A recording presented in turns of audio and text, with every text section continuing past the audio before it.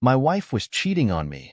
I found out when I returned from a business trip, so I faked my death and framed them. The chief judge sentenced her and her lover to 15 years in prison. Tom Evans returned to his quiet suburban street late on a Friday night. He unloaded his luggage, briefcase, and laptop, knowing his wife, Emily, wouldn't be home. After placing his belongings inside, he changed out of his suit and tie, opting for more comfortable clothes. Tom had just returned from a business trip, having told Emily he'd be away for the entire weekend to avoid raising suspicion. He settled down with some leftovers and a beer, presenting the image of a husband unwinding after a long day. In reality, Tom was following a meticulously planned script to manage his personal crisis.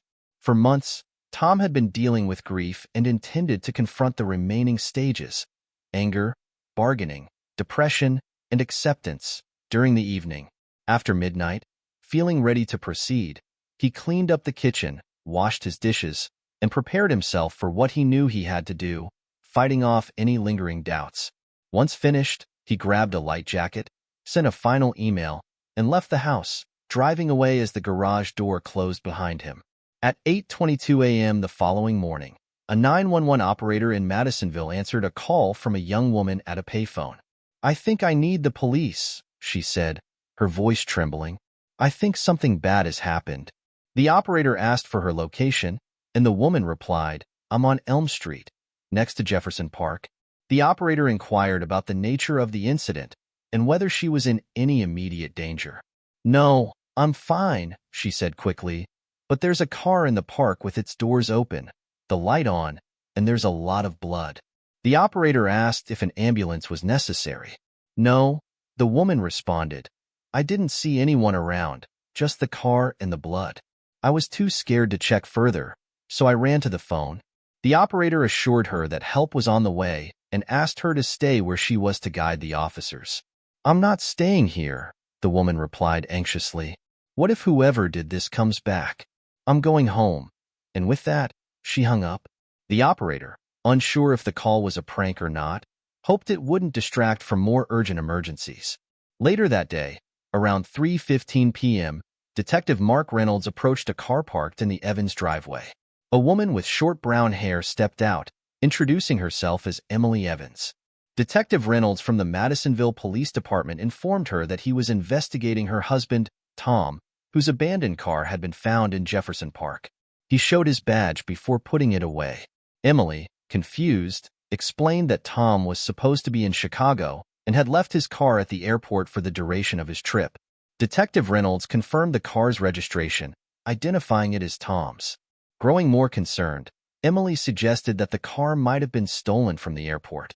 She moved toward the side door of her house as Detective Reynolds asked when she last spoke to her husband and if she could try calling him, mentioning that he might have left his phone in the car. Emily searched her purse for her cell phone to make the call, just as Detective Reynolds' phone rang. As he answered, Emily was startled to hear Tom's ringtone coming from the detective's line.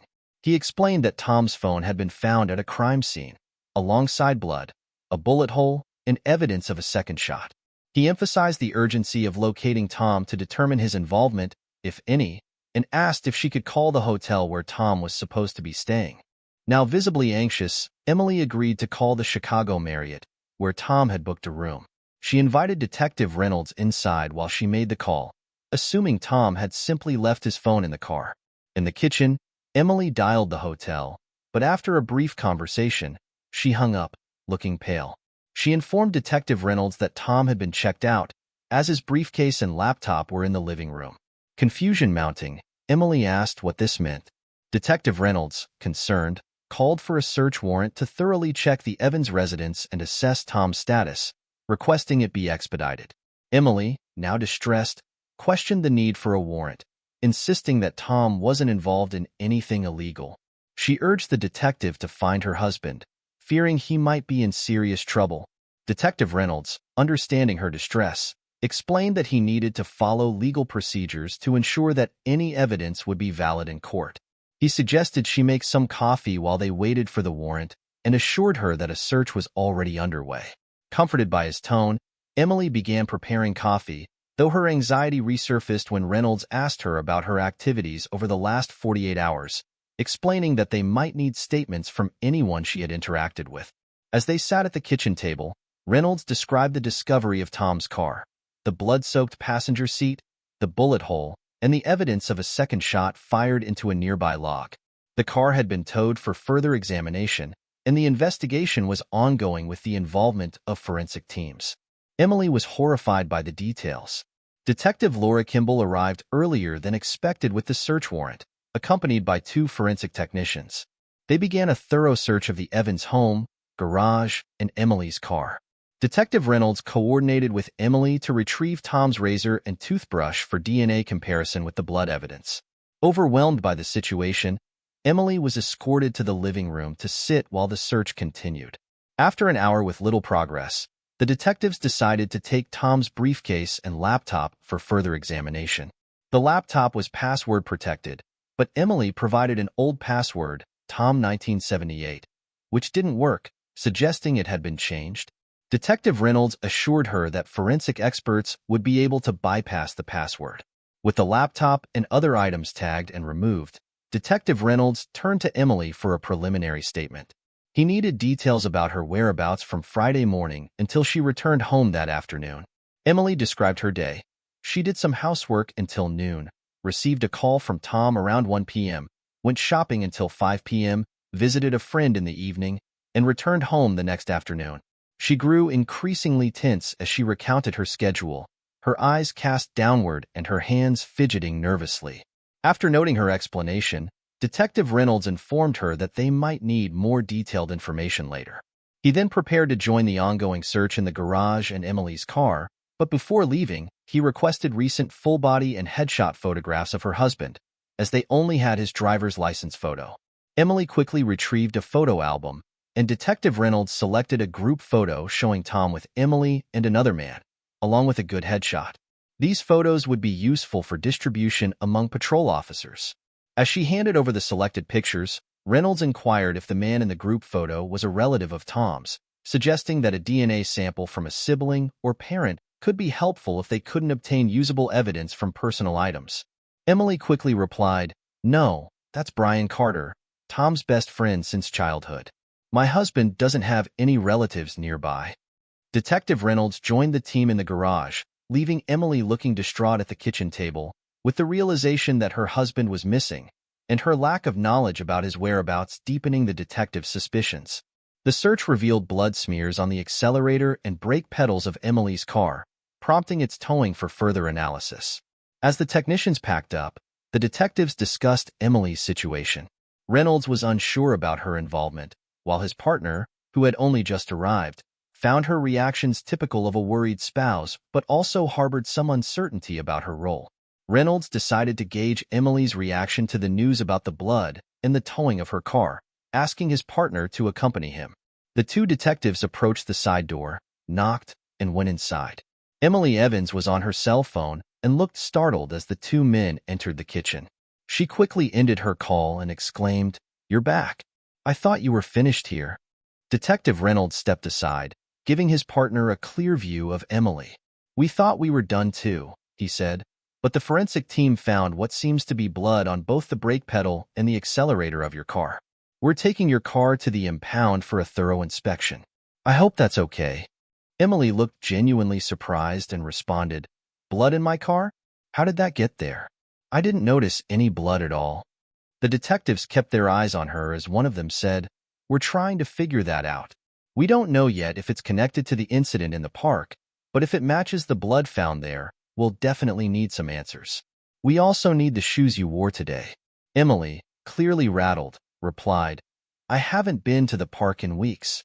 I can't understand how there could be any blood in my car, especially not like what you described in my husband's car." As she spoke, Emily removed her shoes and handed them to Detective Reynolds. After doing so, she slumped back in her chair, covered her face with her hands, and started to cry. Realizing there wasn't much more they could do without additional information, the detectives said their goodbyes, leaving her slumped in her kitchen chair. "What's your take, Laura? Do you think she's genuinely a worried wife, or could she be putting on an act? Did you notice how she was on the phone when we walked in and then abruptly ended the call?" Detective Kimball shook her head and replied, "Honestly, Mark, I'm not sure. She seems sincere, but you never know. If the blood in the car matches her husband's, there's a good chance she might be involved. We see that pattern often. It might be worth checking out their backgrounds, talking to friends and neighbors. Someone might have useful information. As for the phone call, she was probably talking to a close friend. Women often turn to their best friends when things get tough. Yeah, you're probably right. Some good old-fashioned digging might uncover something useful. I'd really like to find out why he came back to town 2 days earlier than planned. That could be a key detail. When they reached his car, Detective Reynolds placed Emily's shoes into a plastic evidence bag, sealing it securely. After arriving separately, Detectives Reynolds and Kimball returned to the station, reviewing clues but finding no new leads. They spent their shift on reports and paperwork, waiting for updates from the lab. The next morning, eager to continue, they found a stack of forensic and medical examiner reports waiting for them. After reviewing the reports, they realized more information was still pending. Mark suggested waiting for additional reports before drawing any conclusions, while Laura proposed checking the computer analyses, contacting Tom's lawyer, and speaking with his colleagues. By 9:30 a.m., they met with Tom Evans' lawyer, James Bennett, who confirmed the authenticity of several emails from Tom's computer. The detectives thanked him and left, heading to the company where Tom worked. At Tom's workplace, they were quickly directed to his supervisor. Detective Kimball led the inquiry into Tom's abandoned car. Tom's boss was eager to help, noting that Tom was a valued employee who was not scheduled to work over the weekend and was expected back Friday evening. He mentioned that Tom had seemed stressed lately but had assured everyone that things were fine. The detectives thanked him and returned to their car, feeling a bit more optimistic as the case started to take shape. By late morning, they reviewed the preliminary DNA results and noted an unusual box with wires on a forensic report, along with printed maps that added new clues. They spent a few hours in an interrogation room, going over the information, and decided it was time to question Emily Evans again. They arrived at her home just after 3 o'clock, without calling ahead to avoid giving her a chance to prepare. Emily seemed surprised when she answered the door. "Detectives, have you found my husband? I've been calling the station every few hours, but they say there's nothing new." Detective Reynolds replied, "No, we haven't found him yet, but we've made some progress. Can we come in and ask you a few questions?" Emily hesitated, then stepped aside. "Of course, come in. I'll do anything to help find Tom." She led them to the living room and took a seat on the sofa, with the detectives sitting opposite her. Detective Kimball opened her notebook and asked, "Can you tell us about your relationship with Brian Carter?" The direct question was meant to unsettle her. Emily went pale and stammered, "What do you mean? Brian is just Tom's friend, and mine too." Detective Reynolds then asked, "Are you having an affair with Brian Carter?" His tone was calm as he waited for her response. Emily grew even paler, her mouth moving wordlessly before she finally said, "Absolutely not. How can you ask me that?" The detective stood up, and Detective Kimball said, "You'll need to come to the station for an official statement." Emily, now panicking, asked, "Am I under arrest? Why do I have to go?" "You're not under arrest yet, but we think you might not be telling us the whole truth, and we need a formal statement." "You can request a lawyer if you want," Reynolds replied. Looking distressed, Emily quickly said, "I don't need a lawyer. I haven't done anything wrong. I'll come to the station and do whatever it takes to help find Tom." She followed the detectives to their car, unaware of Mark giving Laura a subtle thumbs up as they placed her in the back seat. The detectives drove silently to the station, where they led Emily to a stark, empty interrogation room that could use a fresh coat of paint and new furniture. The atmosphere was deliberately designed to create discomfort. "We'll be back shortly with our files. Are you sure you don't want a lawyer?" Detective Reynolds asked. Emily shook her head, tears welling in her eyes as she sat heavily in a chair.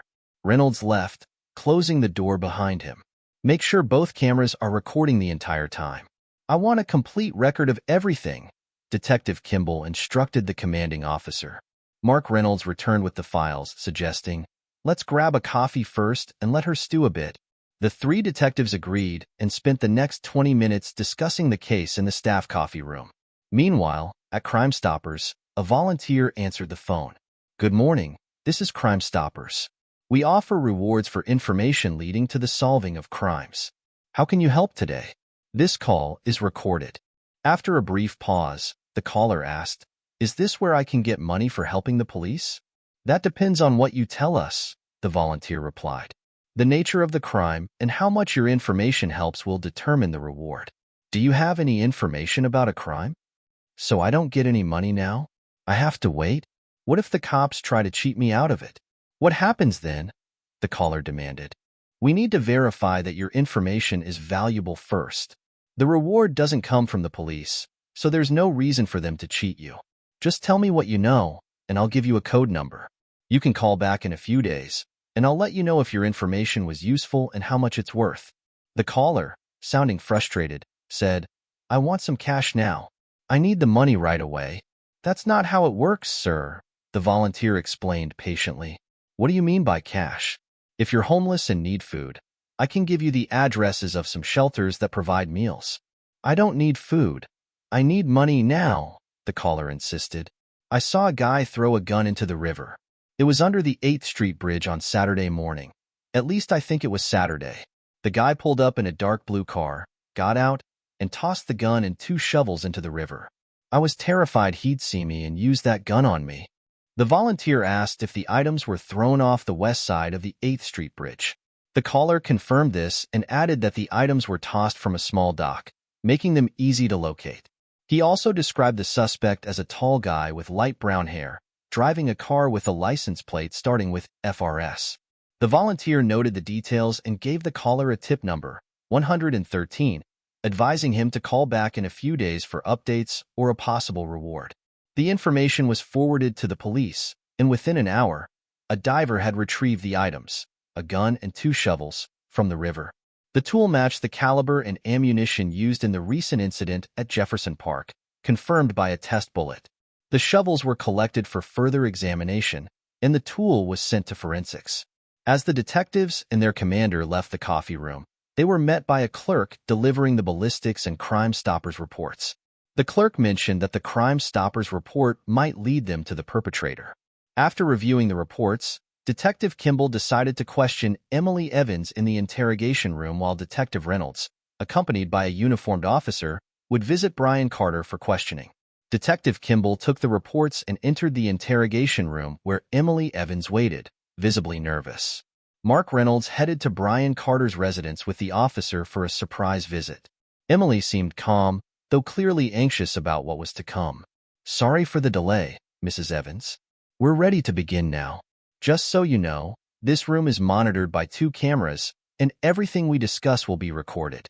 Surprise flickered across her face as she responded, "I don't mind being recorded.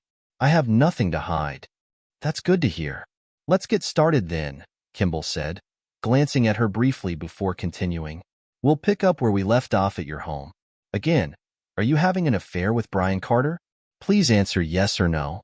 Her shoulders drooped slightly, and she looked away, unable to maintain eye contact with him. After a brief pause, she replied quietly, "Yes." Detective Kimball pulled out a few sheets from the stack of papers in front of her. "I'm glad you chose to be honest. We have evidence of your affair right here, printed from your husband's laptop." Emily's eyes widened in shock, her head snapping up to meet Kimball's gaze with renewed intensity. "What do you mean? How could he know? Nobody knew about Brian and me." "Your husband was definitely aware," Kimball explained, pushing a series of documents across the table. "Here's an email he sent to his lawyer nearly a month ago, requesting that divorce papers be prepared on the grounds of infidelity. There's also a map from 2 weeks ago showing your route that day, complete with timestamps indicating you spent 2 hours at Brian Carter's place. Additionally, there's a copy of an email your husband sent to his lawyer that same day, in which he mentioned that you lied when you said you were at home that afternoon." Emily glanced between the papers and the detective several times, picking them up to verify that they matched his descriptions. Finally, she asked, "How? How did Tom find out? How could he know where I was?" "This map." She held up the detailed map tracing her route from her home to her lover's. "I'm not sure how he discovered this initially, but he must have installed a tracking device in your car," Detective Kimball explained, presenting a small black device about the size of a pack of cigarettes and pushing it toward her. It was labeled PTUS 200 and had Rocky Mountain tracking engraved on it. He purchased this online with an unlimited tracking plan. Using his laptop, he could see your exact location in real time, with detailed addresses and timestamps. He could track where your car was every minute of every day since he put this device under your dashboard. Emily stared at the small, seemingly harmless device as if it were something venomous. So, Tom knew about us for weeks? Oh God. And he wanted a divorce? She started crying again, prompting the detective to gather the papers and the tracking device, arranging them in a neat stack beside her. He certainly did. He kept details on the time and place of all 4 of your meetings with his friend over the past month. The last map was made just after midnight on Friday night, the night he disappeared. This was around the same time he sent an email to his lawyer, saying he planned to go to Brian's place to confront both of you. He was worried that he might get arrested if he broke into the house or ended up in a fight with your lover, who was supposed to be his friend. But he never came over there, Emily insisted, shaking her head. I stayed the night at Brian's, but Tom never showed up. Something must have happened to him before he reached Brian's house. Detective Kimball was quick to respond. Something did happen to him. Preliminary DNA tests show that the blood found in the park is his, and we've just recovered the tool used in the incident. We can connect the tool to your lover. The only question now is how long you plan to cover for him. Brian didn't do anything to Tom, Emily said, her gaze dropping away from the detective as she added, we were together all night, in his bed. Detective Kimball pulled out more papers and said, there's more evidence. The blood found in your car and on your shoe also belongs to your husband. Right now, my partner is on his way to get Mr. Carter, and will soon find out if his story matches yours. Also, there's the issue of prosecutorial discretion. Whichever one of you reveals what really happened and where we can find your husband's body will likely get a better deal in court. He pushed the blood analysis reports toward her, but she barely looked at them. Tom isn't dead, she sobbed. He can't be dead. I love him. I need him. Brian will tell you the same things I have. If my husband was hurt in the park, we had nothing to do with it. Kimball gave Emily a few minutes to compose herself, retrieving additional reports meant to shock her further. As she seemed to regain her composure, he told her, there's no doubt your husband is dead. Based on the blood loss and the lack of medical attention, the medical examiner estimates a greater than 95% chance that he's dead. He slid the report and photos of the bloody scene across the table. One photo touched her elbow, causing her to uncover her face and look at it. Overwhelmed by the graphic image, she resumed crying. Detective Kimball then organized his documents, picked up everything, and headed for the door. I'll leave you for a few minutes to collect your thoughts. You're not helping by avoiding your responsibility. Kimball set the reports on his desk, shook his head at his commanding officer, and went to the break room for coffee. Meanwhile, the commanding officer monitored the interrogation room to ensure Emily's safety. As Detective Reynolds left the station, he felt confident they had enough evidence to resolve the Tom Evans case soon. He wondered if Brian Carter might have fled, concerned about the evidence against him. At the Carter residence, Reynolds arrived with a backup patrol car. After exchanging pleasantries with the officers, they approached the door. Brian Carter answered, looking curiously at the 2 strangers, one in uniform and the other with a badge. Reynolds introduced himself and explained that they needed Brian to come to the station for questioning about Tom Evans' disappearance. Brian, surprised, asked if he was under arrest and expressed confusion about how he could help, as he knew little about the case. Reynolds reassured him that they just had some questions and that he wasn't under arrest. Brian, stunned, agreed to come along. He sat in the back of the patrol car while Reynolds and the uniformed officer sat in the front, following department protocol. Reynolds arranged for a squad car to return his partner to his patrol car later. Then he asked Brian about his relationship with Emily Evans. Brian said he only knew her as Tom's wife and mentioned his work as a landscape contractor. At the police station, Brian was taken to an interrogation room next to Emily Evans, where he waited alone as Reynolds went to retrieve files from Detective Kimball's desk. The questioning of Brian Carter mirrored that of Emily Evans. Initially denying an affair, Brian eventually admitted to a 4-month relationship with Emily after being confronted with emails and tracking reports. He denied any involvement in Tom Evans' disappearance and claimed that neither he nor Emily had left his home the night Tom vanished. As Detective Reynolds pressed Brian on his involvement, Brian offered a new theory, suggesting that if Tom had discovered the affair, he might have reacted violently or even hired someone to frame him and Emily. Reynolds dismissed Brian's theory, pointing out that they had the gun, a witness who described Brian and his car, and a partial license plate number linked to him. He warned Brian against fabricating elaborate stories about Tom Evans staging his own death to implicate him and Emily. Brian Carter grew increasingly agitated as he said, "You don't really know Tom. We've been best friends since high school, but I've always known better than to mess around with his girlfriends, or now, his wife. Back in college, I made a mistake. I dated one of his girlfriends behind his back, and when he found out, he was so angry that he terrified me. Even though I'm bigger and stronger, his anger was intimidating. He warned me then that if it ever happened again, I'd be in serious trouble." The detective listened with a hint of amusement. "So you're saying you were actually afraid of what he might do if he found out, but you still went ahead and slept with his wife? That doesn't make much sense." Brian, now more subdued, admitted, "Yeah, it was dumb. I couldn't help myself. We had this thing building up between us for years, and I finally made a serious move a few months ago. We've been seeing each other regularly since then. I don't know how he could have found out. We were so careful." The detective flipped through his reports before responding. "It was definitely a mistake. A lot of our self-inflicted problems are fueled by stupid decisions like this, a classic love triangle. But in this case, it seems pretty clear that you and Emily are the ones involved. You might as well tell us what really happened. Did he catch you off guard, and things went wrong? Or was this planned from the start so you could be together without worrying about him finding out? The idea that he planned his own murder doesn't make sense. He already had his lawyer working on a divorce. Why would he suddenly choose to go this route?" Brian Carter insisted that neither he nor Emily was involved in Tom's disappearance, claiming their affair was over and had never been significant. Detective Reynolds told Brian there was enough probable cause to search his house, car, and office. He advised Brian to confess to potentially get a lighter sentence, but warned that the situation could worsen. Brian angrily denied any involvement, suggesting Emily might be to blame but claiming he didn't know what she had done. Reynolds left the room, noting that suspects often shift blame and hinting that Brian wouldn't be leaving soon. Outside, Reynolds discovered that the shovels found in the river were from Brian's landscaping company.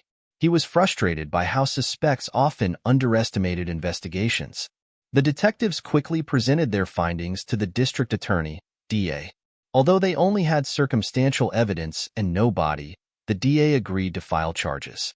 Within 30 minutes, Emily Evans and Brian Carter were charged with Tom Evans' murder, despite their protests. The case was now in the hands of the prosecution. Emily and Brian were then taken to the police station for fingerprinting and booking photos. Brian was visibly angry, while Emily, overwhelmed, struggled between crying and trying to remain calm. Afterward, they were led to adjacent holding cells where they finally had a chance to talk since the charges were filed. "What are we going to do, Brian? They can't really believe we did something to Tom, can they?" Emily asked, still sniffling occasionally but mostly past her tears. "It looks like we'll need to get lawyers," Brian replied, "unless you want to share one with me. That could save some money since we're both facing the same charges. This whole situation is messed up, though. I have a feeling Tom set us up. I suspect he might have paid someone to off him and then left clues to make it look like we did it." Brian's anger was evident. "You can't seriously think he'd go that far, can you?" Emily responded, shocked and almost outraged by the idea. "Why would Tom go to the extreme of having himself killed?" "Emily, I don't think you really knew your husband as well as you thought," Brian said. "I'm surprised he didn't take drastic action the moment he found out about our affair. That's the real mystery. I've known Tom for too long to believe he'd just let it slide. If I had any idea he'd find out, I never would have gotten involved with you." He then recounted how he had previously gone behind Tom's back with one of his girlfriends. Now, they were in separate holding cells, divided by a thick concrete wall. Despite the separation, they could easily talk through the bars next to the wall. "I just don't think Tom would go that far," Emily said. I have no idea how or when he found out. He never treated me any differently. Most of the time we were together, he was out of town, and we never went out in public. The few times we did meet while he was actually in town were at that small motel on the west side. After a pause, she added, I should never have betrayed him. Even if Tom isn't dead, he'll still want a divorce. Her voice cracked several times as she spoke, clearly emotional. Brian listened to her sniffles before replying, Come on, Emily. You had to know how this would end if he caught us. You were well aware of what you were getting into the first time you came to my place and ended up in my bed. His words had the intended impact, and her sniffles ceased. After a few moments, she quietly said, You're right. I can only hope he'll forgive me. They remained silent for a few minutes until Emily suggested, I could call James Bennett. He was our lawyer. If he'll represent both of us, we can split the costs. They agreed on a legal plan, and soon after, an officer took Emily to a private room with a phone and phone book. She called James Bennett, who was uncomfortable representing her, and suggested hiring Michael Grant, a criminal lawyer. Emily agreed, and Grant was arranged to come over immediately. Brian was relieved and thanked Emily for the call. They sat quietly on a bench in their holding cells while they waited. When Michael Grant arrived, they were taken to a room for lawyer-client meetings. Grant, a tall, imposing man with a serious demeanor, introduced himself and reviewed the charged documents. He asked Emily to explain what happened since Detective Reynolds' visit. Emily, becoming emotional as she described the arrest and fingerprinting, insisted she was innocent and loved Tom, saying she could never harm him. After Emily spoke, Grant turned to Brian, asking him to summarize. Brian quickly recapped the events since the police arrived at his house, maintaining his composure. He stated, Emily and I had nothing to do with Tom's disappearance. I believe Tom set this up himself, paid someone to kill him, and arranged to frame us. He glared at Grant, daring him to disagree. Emily's reaction to Brian's claim caused her to start crying again. Grant, focusing on practical matters, said, We need to concentrate on your bail. Given the charges, I expect it will be about $150,000 each. Will this be a problem? Emily looked alarmed and asked, I need $150,000 for bail? She was on the verge of panicking, knowing she didn't have that kind of money. No, Emily, you only need 10% of that, which is $15,000 in cash, to cover a $150,000 bail. The state doesn't require the full amount unless the judge specifically says so, Grant quickly clarified. With the situation explained, both Emily and Brian believed raising bail would be straightforward and were eager to know if they could be bailed out immediately. However, their lawyer informed them that they would be arraigned the next morning, at which point bail would be set. Until then, they would spend the night in their holding cells, a prospect they found distressing. The lawyer said little could be done until the arraignment. He planned to meet with the DA to review the evidence and understand their situation. That night, Emily and Brian struggled to sleep in their cells, enduring noisy cellmates and poor conditions. By their 9:30 a.m. court appearance the next day, they were exhausted. They pleaded not guilty, and bail was set at $150,000. Brian posted $15,000 and was released by early afternoon. Emily, lacking funds and home ownership, needed her parents to cover the $15,000 shortfall. She spent another night in custody and was released by noon the next day. After returning home, she discovered that Tom had withdrawn funds from their joint account 10 days before his disappearance. An email from Tom to his lawyer revealed he took the money to prevent Emily from claiming it in their divorce, but planned to return it after the settlement. Emily and Brian met with their lawyer, Michael Grant, who believed the lack of a body or a cross-examinable witness would complicate a conviction and aimed to have the charges dropped. Grant suggested hiring a private detective to investigate if Tom had staged his own disappearance. Brian agreed, but Emily, still believing in a carjacking, was reluctant to accept the evidence suggesting Tom was likely dead. The private detective found no new information. Efforts to locate the tipster who reported the tool and shovels, as well as canvassing areas frequented by transients, yielded no leads. The lack of follow-up from the tipster remained unexplained. Michael Grant noticed growing discord between Emily and Brian after their release. Brian proposed continuing their relationship now that Tom was out of the picture, But Emily firmly rejected him, expressing her sorrow over Tom's loss and ending in tears. Brian's response was dismissive, leading to their communication being limited to interactions with their lawyer. Their once passionate affair had turned cold. Just over a month after their release, Michael Grant arranged a meeting with DA Jeff Parker, hoping that the charges would be dropped. Emily and Brian were eager to move on from the persistent harassment they faced from crank callers and nosy acquaintances. They were surprised by Parker's youthful appearance and casual demeanor. He began by announcing that, based on the final reports and evidence, he was offering a reduced sentence of 8 to 12 years in exchange for a guilty plea to second-degree murder. Emily and Brian were shocked, loudly proclaiming their innocence while their lawyer questioned the DA's justification for the plea offer. Parker presented new evidence. DNA from blood samples on Brian Carter's car matched Tom Evans', and a scrap of black polyethylene found under Tom's car matched material from Carter's landscaping business. Emily, furious, demanded to know what Brian had done. Brian appeared stunned by the new information. Michael Grant quickly intervened, silencing Emily and taking note of the DA's evidence. Brian reacted immediately to her accusation, shouting, "I had nothing to do with this. You were with me in my bed when it happened." Before he could say anything more, Michael grabbed his arm and firmly told him to be quiet. Turning to the DA, the lawyer said, "Jeff, please excuse my clients. We came here hoping the charges would be dropped, and your statement has clearly shocked them both." Jeff Parker, slightly amused, informed Michael Grant that the evidence was sufficient for trial. The medical examiner's report showed Tom Evans had lost too much blood to be alive, and crime scene reports suggested a body was moved. Parker handed over the evidence files and left. After the DA left, Emily and Brian rushed to speak with their lawyer. Michael Grant, who had to calm them down to get their statement straight, advised them to focus on their defense and confirmed their decision to reject the plea deal of 8 to 12 years. Emily and Brian firmly declined the plea deal, confident they could win at trial. Grant agreed to reject the offer and started preparing for the trial.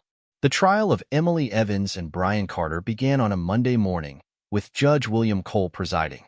Defense attorney Michael Grant sat between his clients, managing their strained relationship.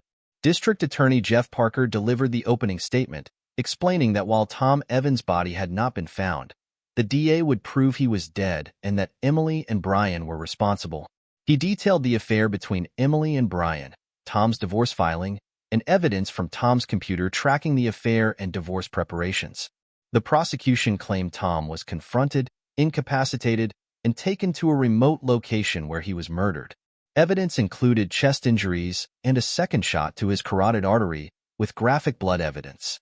Emily struggled to stay composed during the DA's presentation, but her lawyer calmed her after several warnings from Judge Cole. The DA described how Tom was wrapped in a plastic shroud, placed in Brian's car trunk, and buried at an unknown location. The gun and shovels were found in the river due to a tip. Forensic evidence linked Emily and Brian to the crime scene. Tom's blood was found on Brian's car and Emily's shoes. The defense planned to argue their alibis, but the DA believed their testimonies wouldn't convince the jury. Michael Grant struggled to counter the DA's opening statement, arguing that the case against Emily and Brian was circumstantial and that they were innocent until proven guilty. Despite his efforts, initial media coverage favored the DA. The first witness, a computer expert, detailed how emails and maps tracked Emily and Brian's meetings, showing that Tom used a tracking device to map these meetings. A reporter noted the technology for future coverage. Brian seemed uninterested during the testimony, while Emily avoided eye contact and looked embarrassed. The tracking data and emails were verifiable, leaving little for Grant to challenge. After lunch, the trial continued with testimony from a 911 operator and patrol officers about discovering Tom's car. The detectives and forensic experts then provided detailed and graphic descriptions of the crime scene, including photos of bullet holes, blood, and drag marks. The medical examiner estimated 3 to 4 pints of blood at the scene and detailed blood patterns, which visibly upset Emily, causing her to scream and break down. The judge adjourned court for the day. On the second day, the trial resumed at 10 a.m., with the medical examiner providing more details about blood tests. After 15 minutes of questioning by DA Jeff Parker, the witness was handed over to the defense. Defense attorney Michael Grant, checking that Emily was calm and under control, began his cross-examination.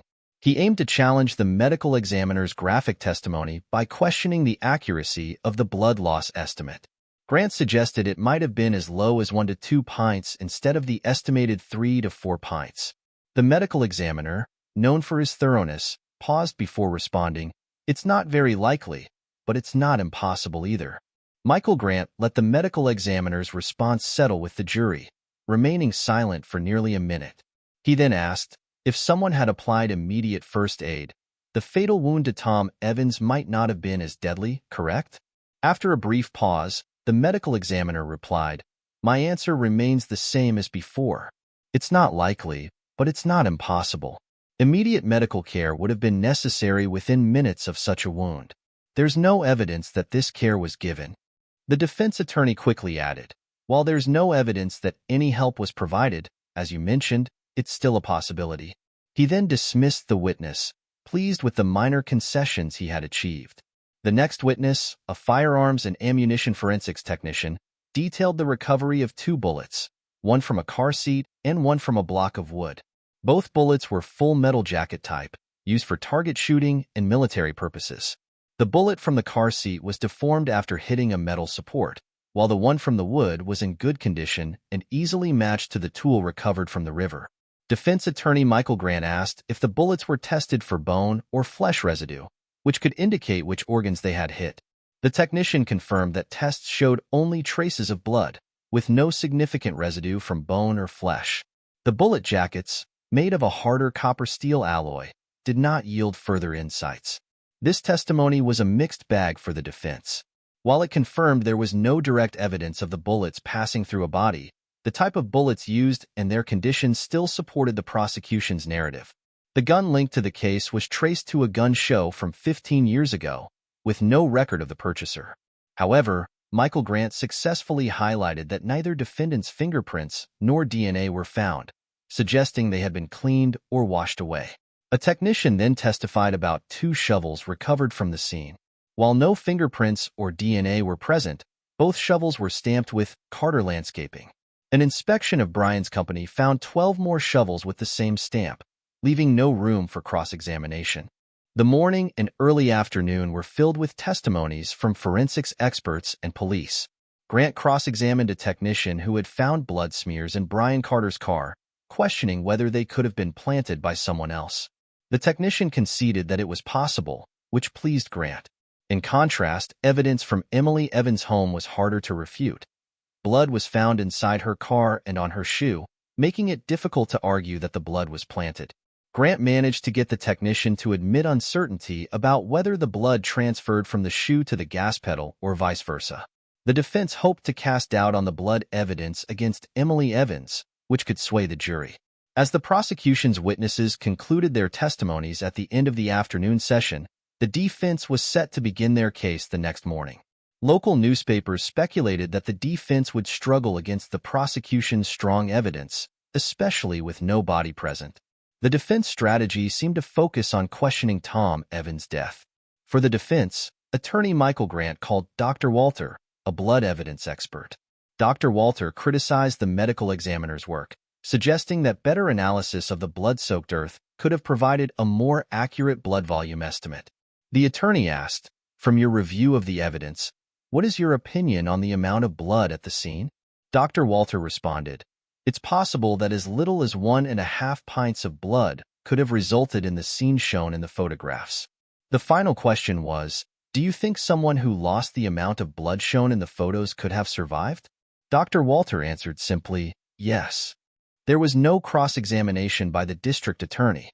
After Dr. Walter was dismissed, Michael Grant moved on to the testimony of Bryan Carter. Bryan spoke calmly and clearly, asserting that he was not guilty of Tom Evans' murder and suggesting that Tom might have orchestrated his own death.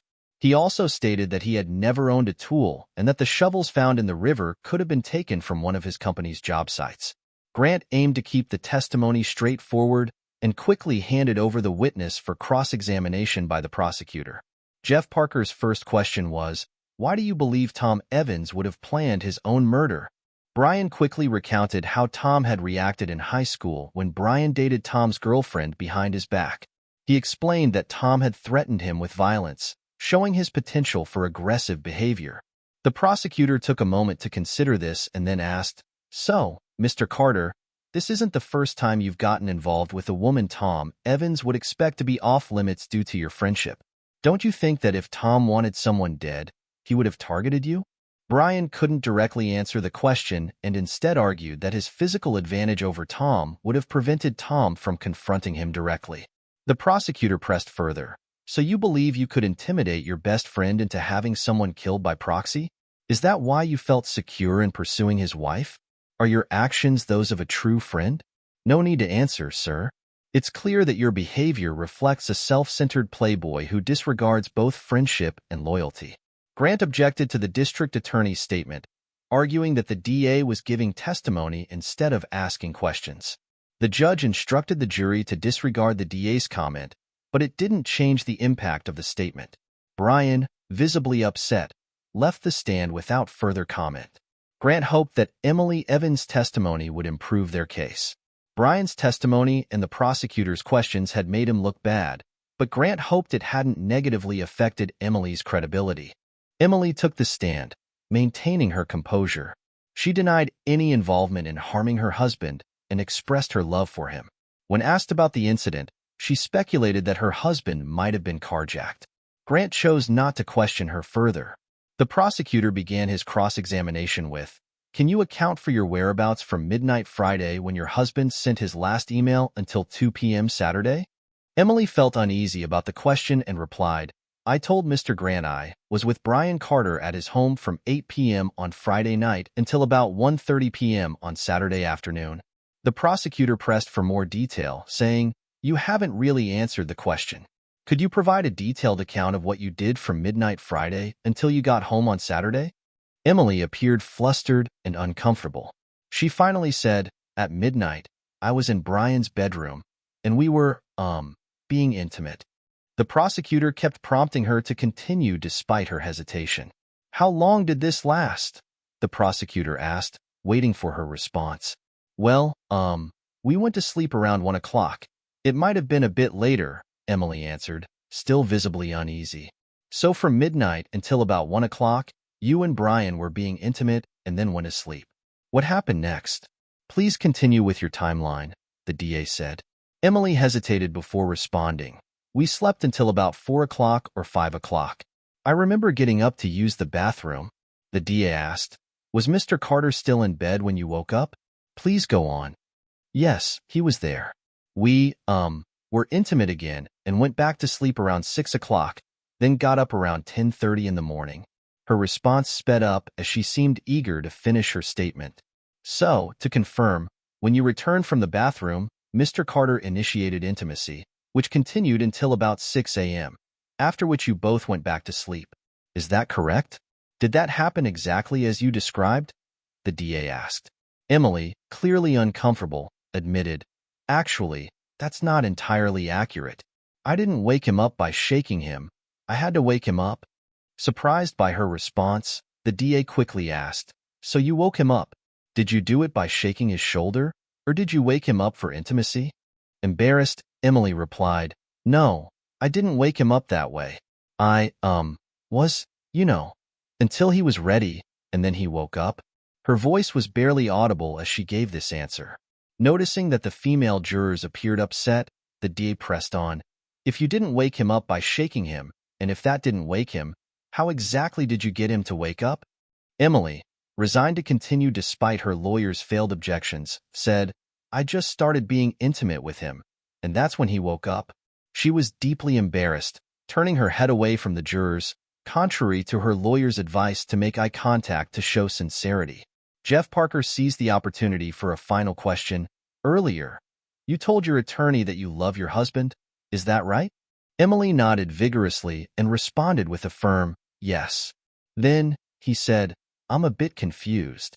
You claim to love your husband, but you just described spending the night he was killed in bed with his best friend, being intimate and showing no concern for him. How can we believe you weren't involved in his murder?" Emily, tearful and hiding her face, didn't answer the prosecutor's last question. Judge Cole eventually ended the session and announced a lunch break. After regaining her composure, Emily joined her lawyer and co-defendant for a somber lunch. Michael Grant warned them that the case could go either way, feeling pessimistic due to their poor performance on the stand. The afternoon session concluded quickly, with no additional defense witnesses. Closing statements were delivered. The prosecutor argued that the evidence was overwhelming, while the defense highlighted the circumstantial nature of the case, the missing body, and the lack of motive. The jury began deliberations by 3:30 p.m. and adjourned for the night. The next morning, Emily, Brian, and Michael waited anxiously in his office for the jury's verdict. While waiting, Emily and Brian set aside their differences, discussing their chances of acquittal. At 3:30 p.m., they received the verdict. Emily's parents, who had come to town for the trial, stayed in touch with the court and were present when the jury's decision was announced. Emily was grateful for their support as she faced the verdict. The verdict was read quickly. Emily and Brian were found guilty of second-degree murder. Shocked and devastated, Emily broke down in tears, while Brian pounded the table in frustration. They were handcuffed and taken into custody, given a brief moment to speak to their families. They were informed they would return in a week for sentencing. During the week between conviction and sentencing, Emily's parents visited her daily, while Brian had one visit from a cousin. Brian struggled with the reality of his situation, while Emily remained in denial. Sentencing was swift. Both received 15 years to life. Michael Grant promised to review the case for an appeal. Within 3 days, Emily and Brian were transferred to state prison. Emily was sent to a relatively well-run women's facility, while Brian was assigned to a more problematic one, known for disturbances. After the trial and sentencing of Emily Evans and Brian Carter, the case quickly faded from local news, overshadowed by new events and crimes. The last coverage showed prisoners being transported to state prison, and then the media moved on. A few months later, Michael Grant and District Attorney Jeff Parker met for drinks. Michael admitted he was surprised by the convictions, noting that the defendants' consistent stories had led him to believe they were likely innocent. Jeff noted that despite their claims, the jury didn't believe them, and while he found the case troubling, he had to accept the jury's verdict. About a year later, Michael saw a news article about a riot at the men's prison where Brian Carter was held. Brian had been stabbed and was in guarded condition but would survive. This news reminded Michael of the case, which had troubled him for the first year after the trial. Despite thoroughly reviewing the case transcripts, he found no legal grounds for an appeal. On a quiet Wednesday morning at the Innocence Project in New York City, the receptionist received a large FedEx package. After signing for it, she opened the envelope to find a DVD, a sealed biohazard bag, and a multi-page letter. The letter seemed to deeply affect her, showing a range of emotions. Once she finished reading, she called Tony via intercom, saying, "Tony, could you come out here? We've got a package that I think will interest you. It seems to involve some murder convictions that might need to be revisited." A minute later, Tony Kelly, a tall, red-haired young lawyer in a short-sleeved shirt and jeans, emerged from his office, thanked the receptionist, and took the package. Tony had recently graduated and was working at the Innocence Project before moving on to a high-paying Wall Street firm. He enjoyed making a difference for those wrongly convicted, even though he knew his time there was limited. Back at his desk, Tony placed the package's contents, a letter, a DVD, and a sealed bag on his blotter. Settling into his chair, he propped his feet on the desk and began reading the letter, which was clearly printed and drew him in immediately.